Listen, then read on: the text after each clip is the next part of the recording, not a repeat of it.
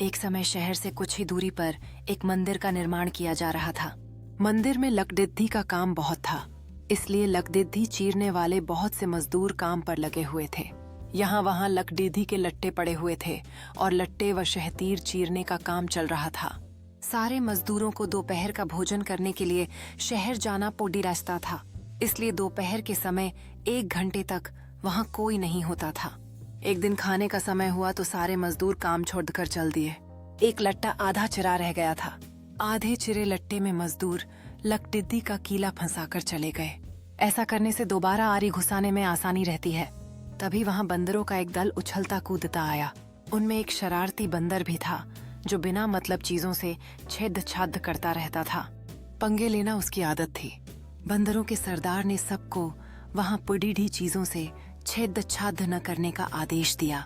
सारे बंदर पेड़ों की ओर चल दिए, पर वह शैतान बंदर सबकी नजर बचाकर पीछे रह गया और लगा अधंगेबाजी करने। उसकी नजर अधचिरे लट्टे पर पड़ी। क्या बस वह उसी पर पिल पड़िद्धा और बीच में अड्ढाए गए कीले को देखने लगा। फिर उसने पास पड़ी आरी को देखा। उसे उठाकर लकड़िद्धी पर रगड़ने लगा। उससे किर्रर किर्रर की आवाज निकलने लगी तो उसने गुस्से से आरी पटक दी। उन बंदरों की भाषा में किर्रर किर्रर का अर्थ निखट्टू था। वह दोबारा लट्टे के बीच फंसे कीले को देखने उन बंदरों की भाषा में किर्रर किर्रर का अर्थ निखट्टू था। वह दोबारा लट्टे के बीच फंसे कीले को देखने लगा। उसके दिमाग में कौतूहल होने लगा कि इस कीले को लट्टे के बीच में से निकाल दिया जाए तो क्या होगा।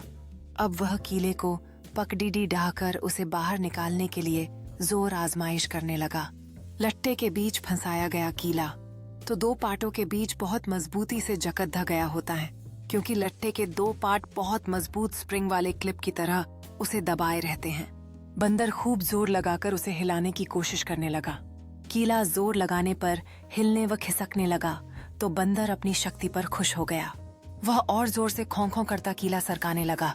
इस धींगा मुश्ती के बीच बंदर की पूंछ 2 पार्टों के बीच आ गई थी, जिसका उसे पता ही नहीं लगा।